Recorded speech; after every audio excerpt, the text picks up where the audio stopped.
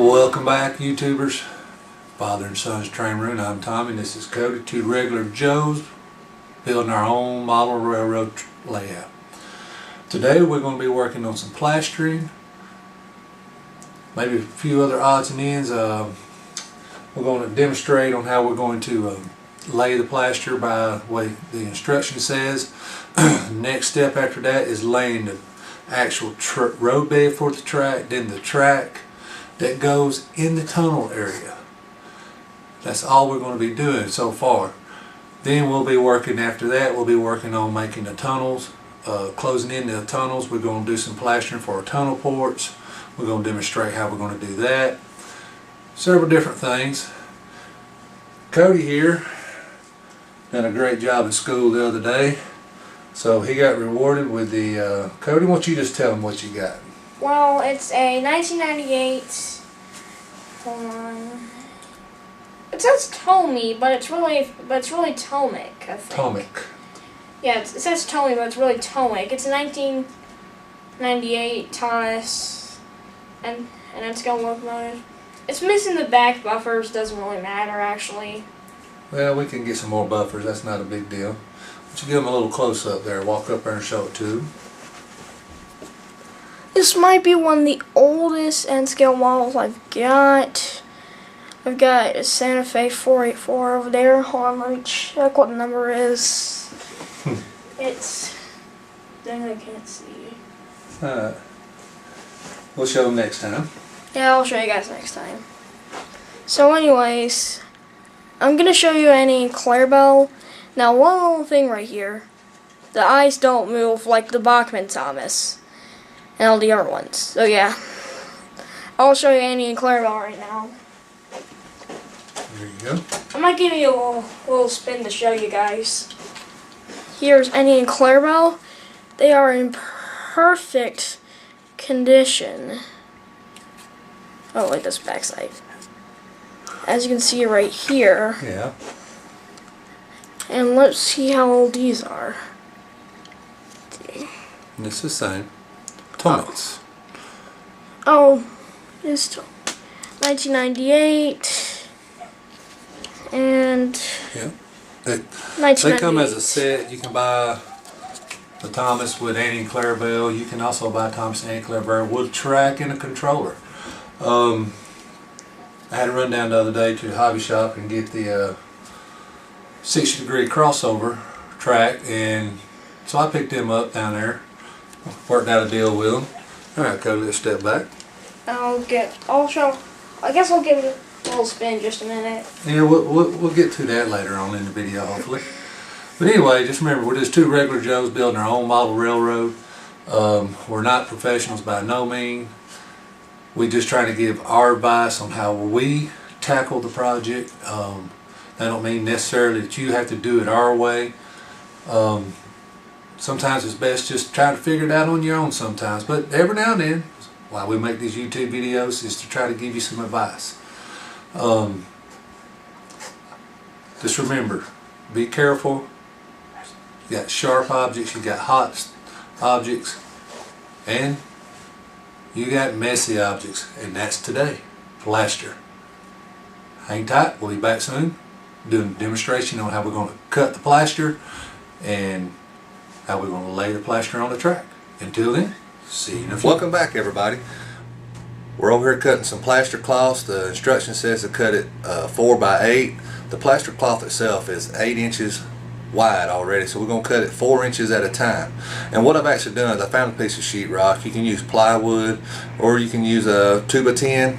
It's at least 18 inches long. Because what I did is, Cody, if you zoom in right here, I took and drawed 4-inch lines. So we start at 4, 8, and 12. And I take my plaster cloth and I lay it right here at the very end. I grab my knife, I hold the plaster cloth here, and after a few cuts, it kind of builds a little trench down in there because you're cutting into the sheetrock. But I think actually after a few cuts it helps me guide. So now instead of cutting one piece at a time, I'm actually cutting 3 at a time to save a lot of time, because it takes a lot of these And what I do is I stack them up the way I cut them. That way they're not flip-flop. So once we get going and you get that wet, and when you pull it out of the water, one side will be bumpy, the other side will be smooth. The bumpy side will always go up. So then I just pull my cloth back up again to the end of the piece of wood here, or your whatever you want to use. So now you got a 4-inch, another 4-inch, and another 4-inch. And if you was trying to cut these with scissors, you will be here all day long, having to measure, cut, measure, cut. And doing this, I'm able to just zoom right on through and not having to worry about wasting a lot of time just trying to get each piece just perfect. When this right here, if you measure each one, they're exactly 4 inches wide by 8 inches long. When we come back next time, we're going to have our bucket of water ready, and we're going to start laying this plaster cloth across the tracks. We're going to be working on the inside of the tunnel area right back here. Instruction says to come back 6 inches here first and start going. Then once we get to the other side over here, we'll be 6 inches on the outside of that one and 6 inches out on the outside of this one. And that's from this line right here. Alright, welcome back. We got our plaster cloth laying down on the table. We got a warm bucket of water. And yes, I'm a regular Joe with not a lot of dough. Yeah, go upstairs. My wife had plenty of old butter bowls left over. I'm going to use this for now. I wanted to probably get a bigger tub. Probably one of my containers over here would work good. Or I might run up to the local Dollar General. You can find some cheap stuff up there. Now what I went ahead and done, I went over here to my tunnel porch. Get right here where you can see. Here is our start line for your tunnel port. I went ahead and put a small mark here, and I measured out 6 inches according to the book. I've done the same here, here, and also there, and right over there. So we'll start our plaster cloth laying here, and we'll work going back around, come back around to there. Then we'll come back and we'll do it here also, running all the way back around over to there. I will give the camera to Cody here in a minute. He's going to stand here for a few minutes as we lay the first couple of pieces. Tell you what, I'm going to lay the first couple of pieces, show you what I'm doing after that. That way I get a better knowledge before I come in and tell you the wrong. I hate to doing 2 or 3 clips before we actually get it right. So let me lay down a couple pieces, and at that point we'll start working about halfway there.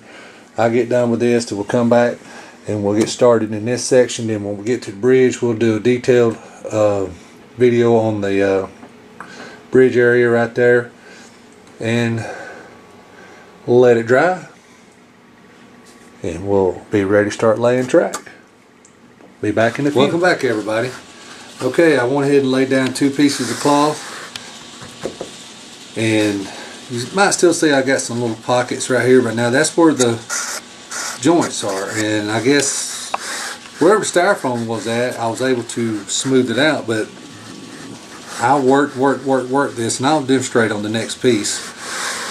Just was not able to get that to work out because there's nothing really underneath there to smooth it out on, I guess. Given that said, let's look over here. Now, remember, I cut all of these, and I kept them all in the order in the way I cut them when I cut them, and I laid them all together just like so.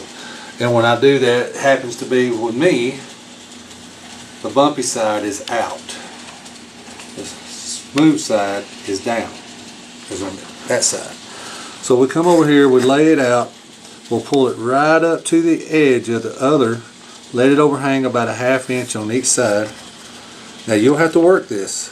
It just don't lay down and perfect for you. You have to work it.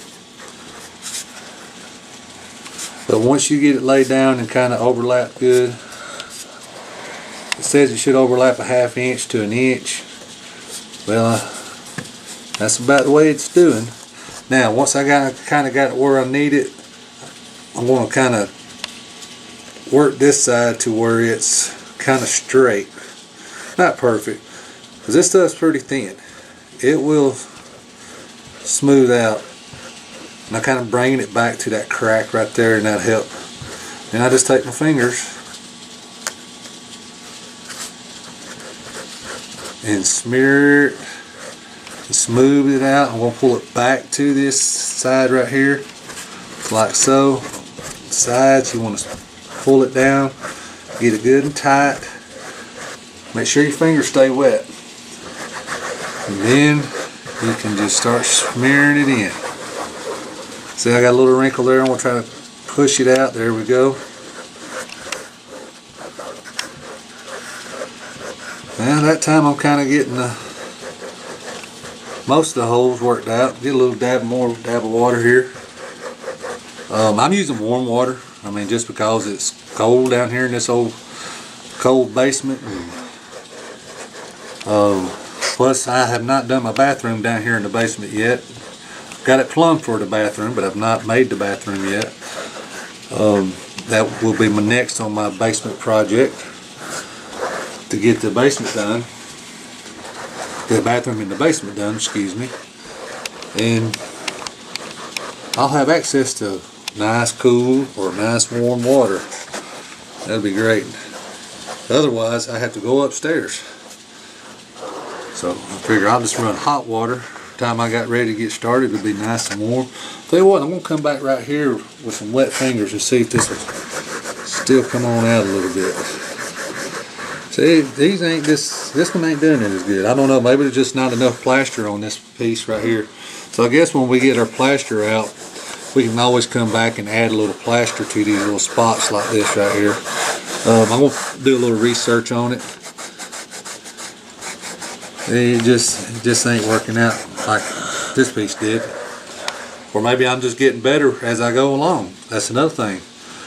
Trial and error. Trial and error. Let's get another piece, Cody. So I pick it up. Every time I pick it up, the bumpy side's to me. I'll dip it down in the water, pull it out. I try to keep my fingers right there so when I pull it up, these sides don't fold under. Because when they fold under, they're aggravating to try to get. Because you want to try to at least have a 1/2 inch coverage. Now you see I'm bringing it right up to the edge. I'm not overlapping. Instruction says not to overlap. Cody, can you see this right here? How it's kind of coming in at an angle. Like I said, I'm going to kind of pull that. I don't want to expose too much of styrofoam, if any at all. And just try to get that right on the edge of that styrofoam, because see right there it was falling under. I don't know if you can see that. I hope Cody's got it zoomed in there good. And then, once that plaster's good and spongy like, I don't know how you want to call that, like a peanut butter feel, and start smearing it in. Keep your fingers wet, because that helps keep it smoother. We want a good smooth road bed, so when we get ready to glue our road bed down, it's going to hold real good and adhere real good. There's still a couple little spots that ain't wanting to work out right for us, but it's still good and smooth. No wrinkles, no kinks. And yes, these little strings, they're aggravating. Just set them to the side. We'll clean them up later. You don't, if you can pull them off, but don't unravel your, don't pull all of them off. Just the ones that you see there are loose. There we go. So we're ready for the next piece. Come over here, grab one. I remember, bumpy side's going to be to me. Dip it down in the water good. Keep my fingers up against it so when I lay it down,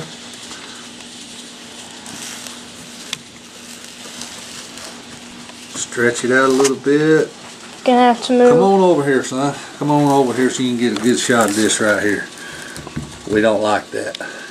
So that's what I said. We're gonna get this edge up on the styrofoam, because see there's a gap. So can you see that gap right there in the styrofoam? See, we don't. It's wanting to end right there, so I'm trying to stretch it. Maybe we need to pull it a little bit here. So we're gonna just up on it there. Now you see you've got wrinkles. That's fine. We're going to get them out. We're going to work them out. I'm glad this one didn't want to cooperate as good, so y'all can see what we have to do. Dip your fingers, get them good and wet. Let's work this end first. Get that plaster good and smeared around. Get this side. Keep them fingers wet.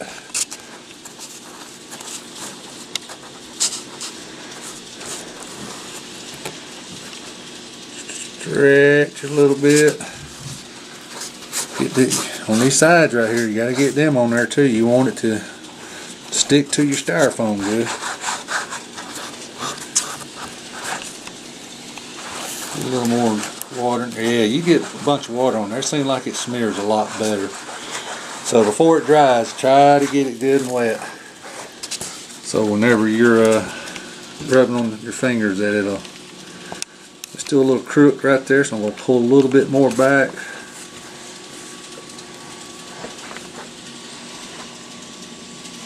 I'm going to try to keep that good and straight right in there. I let them crinkles run down inside the cracks right there. See, it's running down inside the crack where that wrinkle was. Oh yeah, it's a mess because you're using water and it's like a flour. It's like you're making grandma's biscuits. Or your own. Biscuits are homemade. That's right. You don't have Your mama makes a good biscuit, don't she? Yeah. My grandma does as well. That's why me and you both got big bellies. Alright, we're going to pause the video there and I'm going to continue going around over to that tunnel port. Then we're going to start on the taller riser next. Keep plenty of paper towels around.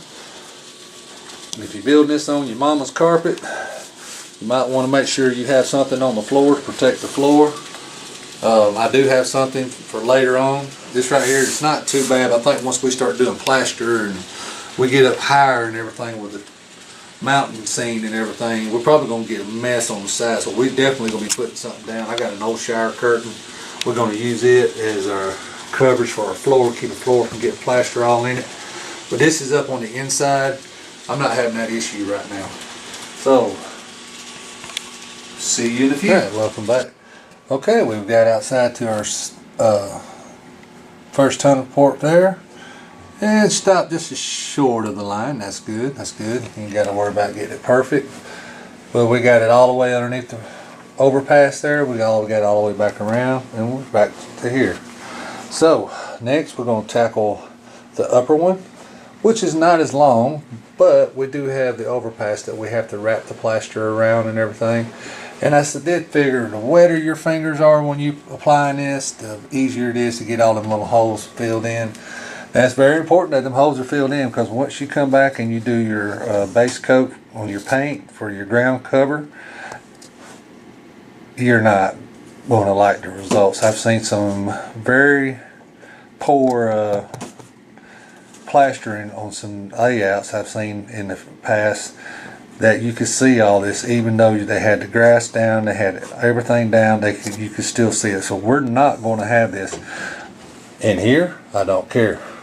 But out here, we're going to make sure that it's good and covered.